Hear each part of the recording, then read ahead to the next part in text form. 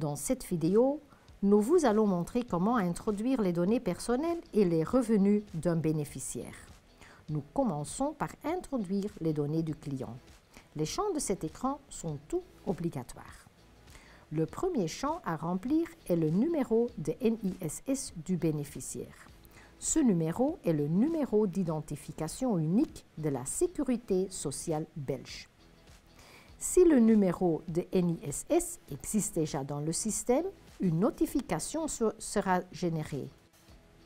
Nous introduisons le numéro, le nom, la date de naissance et le sexe du client. Ce dernier point est important car de nombreuses dépenses sont différentes par les hommes et les femmes. Il suffit de penser aux soins personnels et à l'habillement.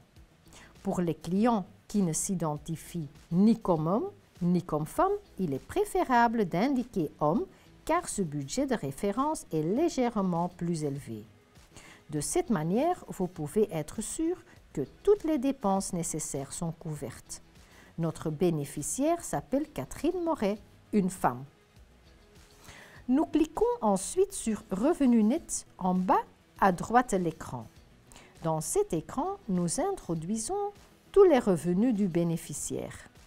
Les deux premiers champs servent à enregistrer les revenus du travail. Si le client a des revenus professionnels, n'oubliez pas d'inclure le 13e mois et le pécule de vacances.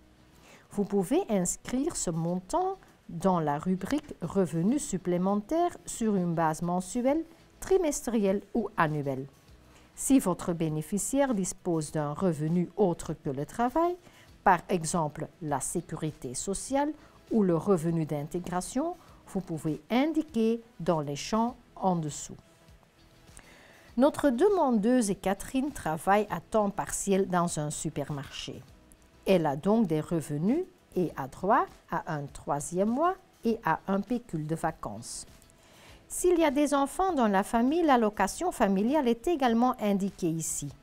Et s'il y a un revenu provenant d'une pension alimentaire, vous pouvez également indiquer ici. Catherine est divorcée de son mari et perçoit une pension alimentaire pour sa fille Marie. Il est également possible d'introduire de l'épargne. Attention, l'épargne introduite dans ce champ n'est pas prise en compte comme revenu dans le budget mensuel. En passant votre souris sur le point d'interrogation situé à côté de ce champ, vous obtiendrez plus d'informations à ce sujet. Si l'épargne doit être incluse dans le budget mensuel, enregistrez-la ci-dessous dans la rubrique « Autres sources de revenus » en cliquant sur le bouton « Ajouter » et en précisant qu'il s'agit d'épargne dans le champ ad hoc. Il est également possible de mentionner ici d'autres revenus qu'un bénéficiaire pourrait avoir, en plus de revenus indiqués ci-dessous. Pensez également aux revenus irréguliers tels que des chèques repas. Dans notre exemple, nous n'ajoutons pas de source de revenus supplémentaires. Dans le champ Impôts, le décompte annuel de l'impôt sur le revenu des personnes physiques est introduit. Le montant que le bénéficiaire reçoit peut être enregistré comme un revenu. Mais en réalité, ce montant est souvent utilisé pour payer des dettes ou des achats reportés, par exemple une machine à laver qui est en panne depuis longtemps. Il est donc préférable d'en discuter avec votre bénéficiaire.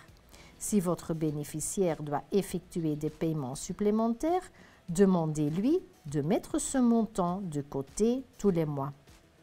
Dans notre cas, nous intégrons également le modeste montant que Catherine reçoit de ses impôts. Appuyez ensuite sur le bouton de composition familiale.